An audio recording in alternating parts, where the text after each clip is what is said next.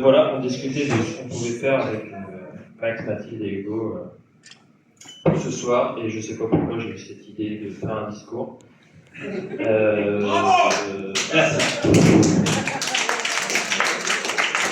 Voilà, c'était court, mais c'était sincère.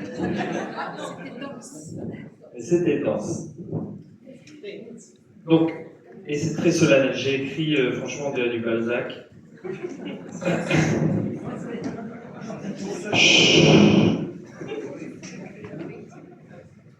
Me voilà. Ah, je peux parler? Me voilà devant vous ce soir pour vous dire quelques mots. Je recommence. Me voilà devant... Je recommence. Me voilà devant vous ce soir pour vous dire quelques mots. Quelques mots que l'on ne dit pas assez. Pas souvent. Du moins pas au quotidien, et qui attendent les grandes occasions comme ce soir pour sortir, alors j'en profite. Désolé Fredo, je sais que c'est pas ton truc, mais je m'en fous. C'est trop tard. Alors même si c'est moi qui tiens le micro ce soir, micro qu'on n'a eu aucun mal à trouver d'ailleurs, nickel, je ne parlerai pas uniquement en mon nom, je parlerai également au nom des enfants à qui je prête ma voix ce soir. Max, Mathilde, moi-même et Hugo.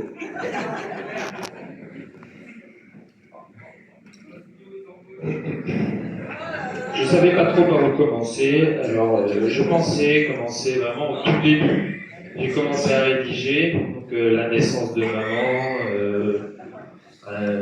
mamie, la dame qui dit pousser, pousser, etc. Mais ça faisait 731 pages,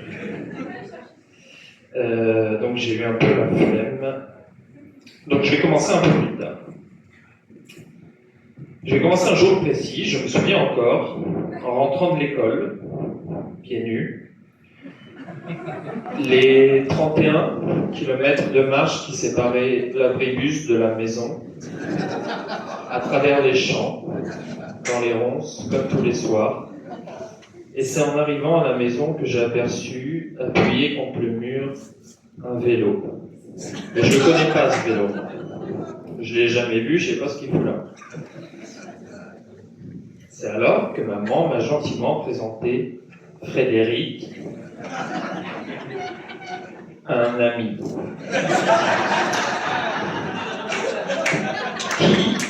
Un ami qui passait par là.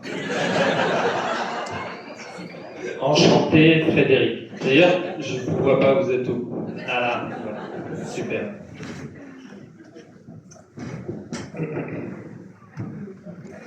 Là, je me suis dit, c'est un curieux hasard quand même. Quand on sait qu'il y a environ 7 personnes qui sont passées par là, depuis octobre 1973, dont Eric, le voisin, qui est passé 2 fois déjà, à lui tout seul. Bon, admettons, on peut se perdre. On peut se perdre une fois. On peut se perdre 2 fois. On peut se perdre 3 fois. On peut se perdre 4 fois. On peut se perdre 5 fois. On peut se perdre 7 fois. Merde, ah non, putain. Ah ouais, j'ai oublié le 6. Merde, je recommence. Alors, me voilà devant vous ce soir.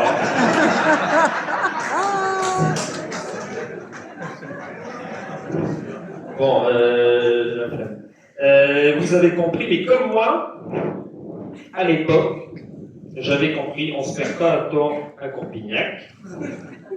Encore moins domaine vert blanc. Parce que j'étais jeune, mais j'étais pas si con. Donc de toute évidence, c'est bien ce que je redoutais. Certainement un problème de GPS. GPS que, comme les années qui ont suivi l'ont prouvé, Fredo n'a jamais réparé. Fredo. Tiens, parlons de Fredo, puisque tu es là ce soir, invité apparemment. C'est marrant comme avec le temps, avec l'âge, on prend conscience de certaines choses. Car c'est à ce moment-là que Fredo, que tu as eu le nez creux. Car à l'approche des 2 crises d'ado que tes enfants s'apprêtent à te faire vivre, tu t'es dit, pourquoi pas 4 finalement. Vous n'avez pas manqué. Et bien que moi, Thibaut, ai toujours été le plus sage, calme, respectueux, patient, gentil, docile, sublime, magnifique, extraordinaire et adorable des 4 enfants, je dois bien reconnaître qu'on ne vous a pas vraiment épargné. Et même si encore aujourd'hui, je reste intimement convaincu que la chambre est le lieu idéal pour jouer au foot avec Maxime, qu'une rampe de skate en béton de 5 mètres par 2 à côté de la piscine, ça embellirait le jardin, que 2 heures du matin semble une heure tout à fait convenable pour organiser un concert de guitare héros, ou qu'un tournoi de catch avec tabouret autorisé est fortement conseillé pour consolider l'amour entre des frères et sœurs. Eh bien, je veux bien croire que ce n'était pas toujours une partie de plaisir pour vous 2. Mais plus important, de ma part et de celle d'Hugo, surtout. Merci Fredo, merci d'avoir rejoint notre trio. Merci de l'avoir fait comme tu l'as fait, de la plus délicate et la plus belle des manières, sans imposer, sans remplacer, sans prendre la place, mais en prenant la tienne. Une fois de plus, ce n'est qu'avec le temps qu'on peut se rendre compte à quel point vous avez, toi et maman, merveilleusement géré ce changement de vie, cette situation qui avait pourtant tout de bouleversant pour vous comme pour nous. Alors de notre part, à tous les 4, merci de nous avoir réunis, de nous avoir permis de vivre notre jeunesse, entourés de demi-frères et demi-sœurs avec qui discuter, partager, se disputer et s'aimer. Et comme le disait déjà Maxime à l'époque de tout son amour, c'est vrai qu'il est casse-couille, mais bon, c'est mon père, quoi.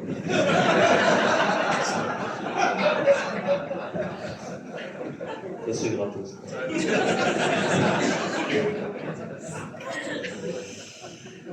Maman, virgule. Je pourrais prendre 5 minutes pour parler de ta bonne humeur, celle-là même qui réunit tous ces gens autour de toi. Je pourrais prendre 5 minutes pour parler de ton humour, tes rires faciles, parfois trop faciles.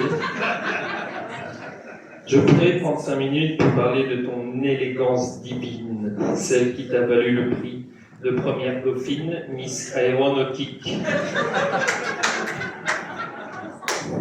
Bon, peu peuvent s'en vanter ce soir. Je pourrais prendre 5 minutes pour parler de cette attention toute particulière que tu nous portes, qui permet à ces moments de fierté d'exister, l'obtention de mon bac à 11 ans seulement, ou encore les premiers mots d'Hugo à 11 ans également.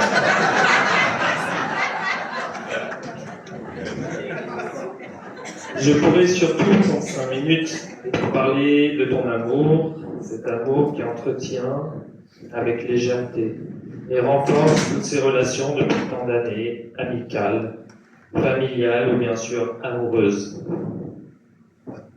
Un amour que même la distance ne semble pouvoir impacter. Mais c'est une autre chose dont j'aimerais parler, ton courage.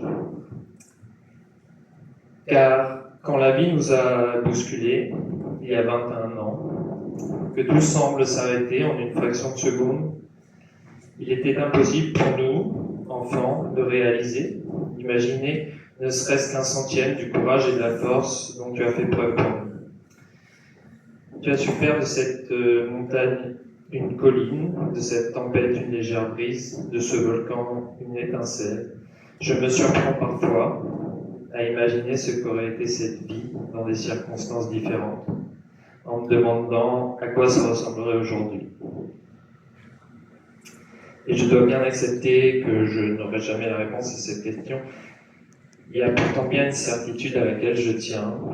Je n'échangerai ma jeunesse pour rien au monde, qu'il s'agisse des bons moments ou des périodes plus compliquées, car je serai incapable d'imaginer une meilleure vie que celle que tu nous as offerte.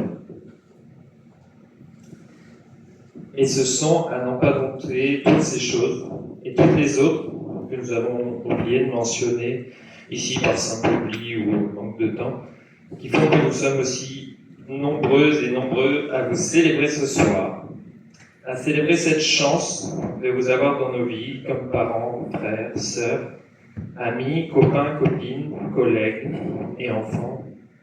Alors c'est vrai, on dit souvent qu'on ne choisit pas sa famille, mais j'en mets ma main à côté. C'est une expression, Fredo.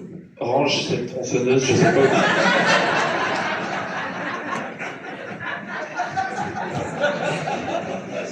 Mais je peux assurer que même si le choix nous était donné, rien n'aurait changé. On vous aime et joyeux anniversaire.